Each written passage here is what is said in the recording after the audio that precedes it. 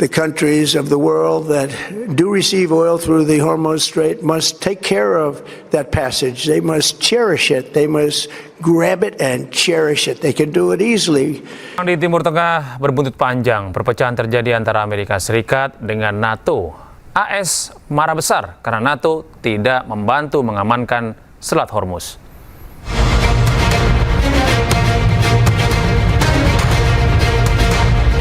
Penutupan Selat Hormuz bagi Amerika Serikat dan sekutunya berbuntut panjang. Amerika Serikat memberi sinyal akan keluar dari NATO bila negara anggota tidak mengirimkan pasukan pengamanan ke Selat Hormuz. Presiden Amerika Serikat Donald Trump mengklaim saat ini mereka tidak mengimpor minyak melalui Selat Hormuz. Trump pun meminta negara-negara yang menggunakan Selat Hormuz untuk merebutnya sendiri, termasuk negara-negara NATO.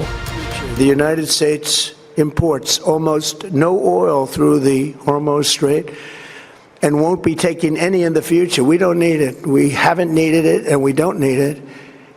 We've beaten and completely decimated Iran. They are decimated, both militarily and economically and in every other way. And the countries of the world that do receive oil through the Hormuz Strait must take care of that passage. They must cherish it. They must grab it and cherish it. They can do it easily. We will be helpful, but they should take the lead in protecting the oil that they so desperately depend on. So to those countries that can't get fuel, many of which refuse to get involved in the decapitation of Iran, we had to do it ourselves. Pernyataan ini memicu beragam reaksi. Inggris tetap tegaskan tidak akan terlibat dalam perang di Iran. Firstly, NATO is the single most effective military alliance the world has ever seen. And it has kept us safe for many decades, and we are fully committed to NATO. Secondly, that whatever the pressure on me and others, whatever the noise, I'm going to act in the British national interest in all the decisions that I make. And that's why I've been absolutely clear that this is not our war, and we're not going to get dragged into it. But I'm equally clear that when it comes to defence and security and our economic future, we have to have closer ties with Europe. Bila negara-negara anggota NATO tetap menolak, diprediksi akan memperburuk hubungannya dengan Amerika Serikat. Saat ini, Selat Hormuz masih ditutup bagi Amerika Serikat dan sekutunya. Iran hanya memperbolehkan kapal negara sahabat termasuk Indonesia untuk bisa melintasi Selat Hormuz. Rentetan roket Iran melesat melintasi langit kota Naharia, Israel. Sirine pun menggema membuat warga Israel panik.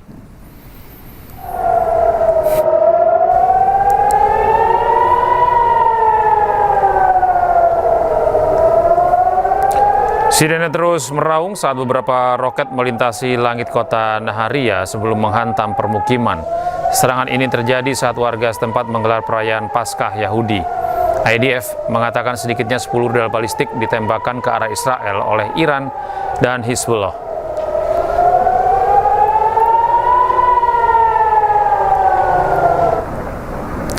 Sementara itu, sistem pertahanan udara Israel mencegat gelombang roket baru yang ditembakkan Iran dan Hizbullah di langit kota Naharia.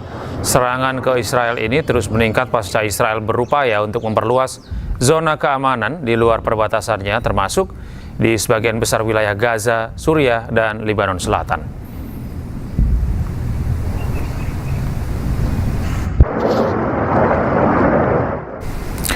Pemirsa, Hizbullah kembali melancarkan serangan ke Israel. Kota Haifa menjadi sasaran target serangan Hizbullah.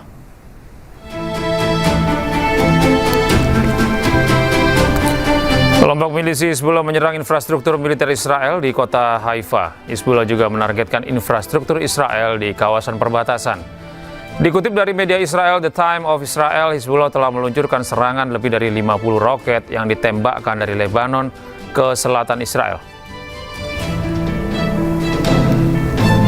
Berupaya melumpuhkan Iran saat konflik memasuki minggu kelima. Operasi Epic Fury diklaim telah berhasil menyerang Iran di udara dan laut.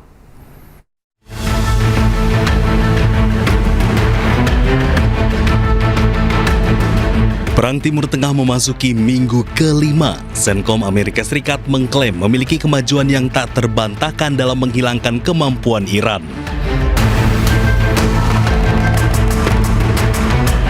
Amerika terus menyerang Iran di udara, laut, bahkan luar angkasa.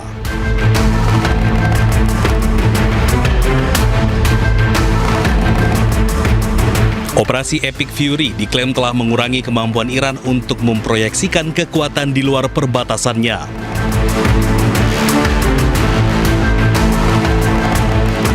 Militer Amerika Serikat tak lagi melihat angkatan laut Iran berlayar dan pesawat Iran terbang. Terbukti dari sistem pertahanan udara dan rudal Iran sebagian besar telah hancur. Amerika mengoperasikan pertahanan udara aktif paling canggih dengan tujuan untuk mencegat serangan rudal dan pesawat tak berawak. Presiden Amerika Serikat Donald Trump menyampaikan perkembangan negosiasi dengan Iran. Dalam pernyataannya, Trump menegaskan siap menyiapkan serangan pamungkas untuk menghancurkan Iran dan mengembalikannya ke zaman batu. Clear from the beginning of Operation Epic Fury that we will continue until our objectives are fully achieved. Thanks to the progress we've made, I can say tonight that we are on track to complete all of America's military objectives shortly, very shortly. We're going to hit them extremely hard over the next 2 to 3 weeks. We're going to bring them back to the Stone Ages where they belong. In the meantime, discussions are ongoing. Regime change was not our goal. We never said regime change, but regime change has occurred because of all of their original leaders' death. They're all dead. The new group is less radical and much more reasonable. Yet if during this period of time no deal is made, we have our eyes on key targets.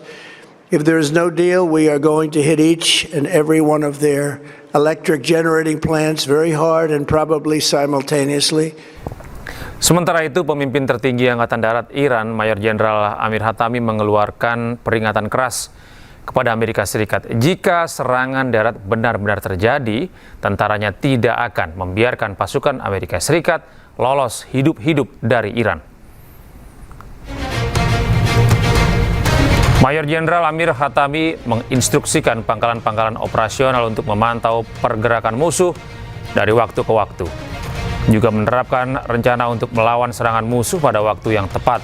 Hatami juga menekankan bahwa perang harus dihilangkan dari wilayah Iran, juga harus mempertahankan keamanan bagi seluruh rakyat Iran.